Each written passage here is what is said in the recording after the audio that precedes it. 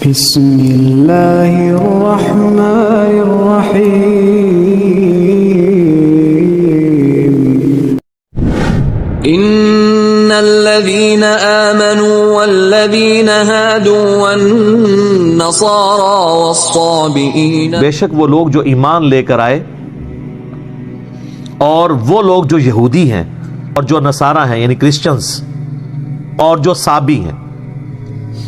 صابی سے مراد ستارہ پرست نہیں ہے، ابراہیم علیہ السلام کے دین کی یہ بگڑی ہوئی شکل تھی، یہ بھی ایک گاڈ کے ماننے والے تھے. من آمن بالله واليوم الآخر وعمل صالحا فلهم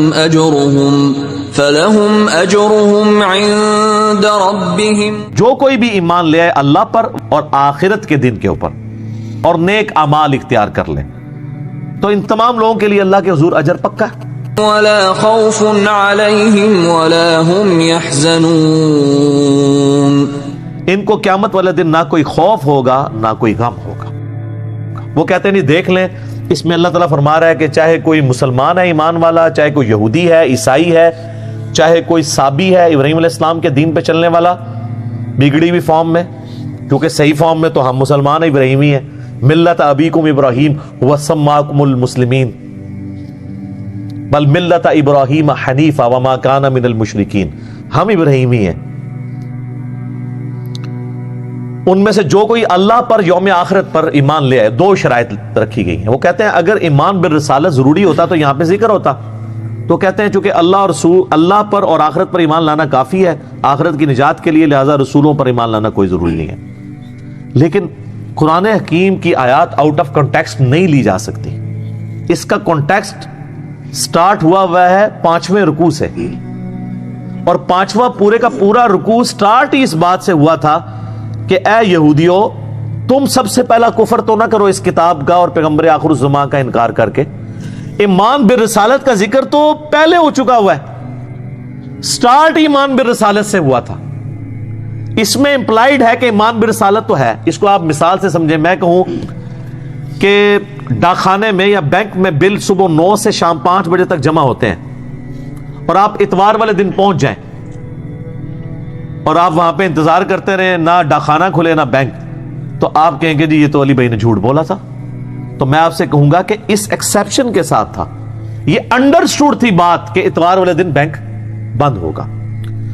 اب آگے سے مجھ سے کوئی جھگڑے کہ نہیں آپ نے مجھے اس وقت کیوں نہیں بتایا کہ اتوار کو نہیں کھلا ہوگا، تو میں کہوں گا کہ میرے بھائی تمہارا اور میرا کنسنسس ہے اس بات کے اوپر کہ اتوار پاکستان میں ایک ویکلی ہالیڈے ہوتی ہے، یہ بتانے کی ضرورت ہی نہیں ہے مجھے.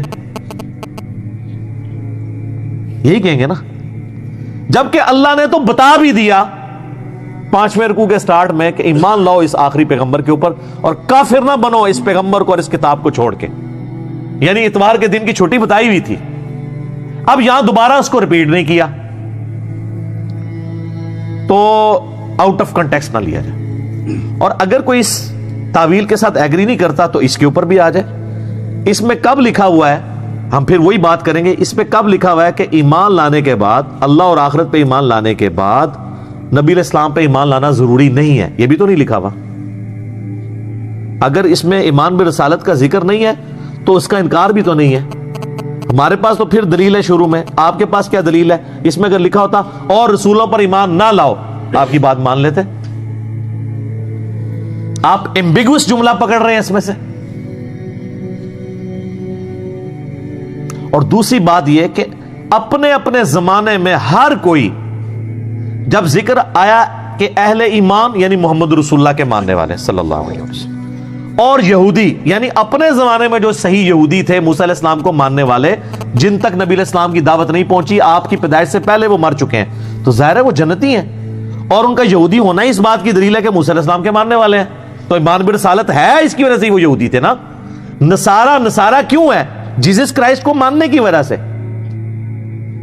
نبی علیہ السلام کے آنے سے پہلے جتنے عیسائی ہیں جو موحدین تھے، عیسائی کیوں تھے کہ عیسی علیہ السلام نے ان کو توحید کا تعارف کرایا، تو امپلائڈ ہے تو یقیناً وہ بھی جنت میں جائیں گے.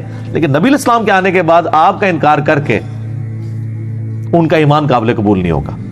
صحیح مسلم میں حدیث ہے، جس یہودی اور عیسائی نے میرے بارے میں سن لیا کہ میں اللہ کا پیغمبر ہوں اور ظاہر ہے کہ اس کے اوپر وہ حقیقت صحیح طریقے سے کھلے اور اس نے میرا انکار کیا تو وہ پھر دوزخ کی آگ میں ہی جائے گا. اس کے اوپر کوئی اعتراض کر سکتا ہے کہ تو مسلم شریف کی حدیث ہے, ہم حدیثوں کو نہیں مانتے, ہمیں قرآن سے بتائیں. تو سر قرآن میں بھی یہ ٹاپک ڈسکس ہوا ہے. پارہ نمبر 6 کا سٹارٹ آپ ذرا نکال لیجئے سارے اپنے قرآن پاک کے اندر. قرآن سے ہی ہم اس بات کا ثبوت دیتے ہیں کہ جو صرف اللہ کو مانے اور رسولوں کو نہ مانے تو وہ بھی کافر ہی ہوتا ہے, یا اللہ کو مانے اور چند رسولوں کو مان لے, کسی ایک رسول کا بھی انکار کر دے, وہ بھی کافر ہوتا ہے. یہ بھی تو قرآن کی آیت ہے نا. یہ تو نہیں ہو سکتا کہ قرآن کی ایک آیت کو آپ نے لینا ہے باقیوں کو چھوڑنا ہے.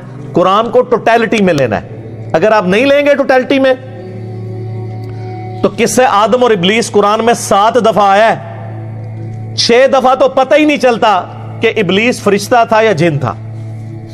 سٹارٹ اس سے ہوتا ہے, ہم نے فرشتوں کو حکم دیا سجدہ کرو, سارے فرشتے سجدے میں گر پڑے سوائے ابلیس کے.